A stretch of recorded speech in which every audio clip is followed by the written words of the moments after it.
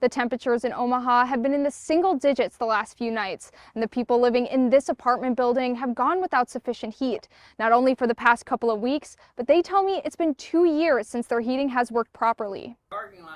David and Jennifer are back in their apartment after spending the night at a friend's house because it was too cold here. Overnight it's just awful. It's freezing in here. For weeks, they've used half a dozen space heaters and even their own oven to heat their home.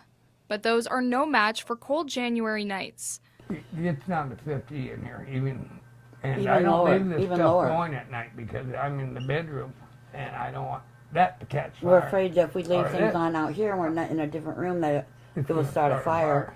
He and others in the building have told me this hasn't just been an issue this year, but they have been dealing with insufficient heat for at least 2 years in this building that charges him nearly $1,100 a month. I feel cheated at times. We feel like maybe we've been a little bit The cheated or mailman. neglected almost. While we were there on Thursday, 2 separate HVAC technicians showed up, No air at all.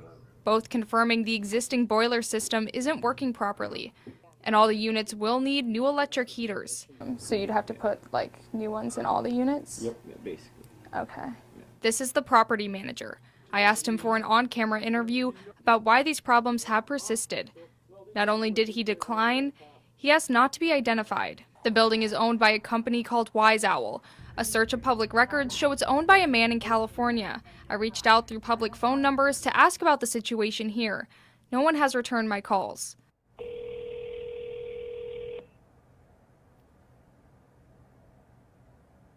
This mailbox is not currently accepting messages because voicemail has not yet been activated.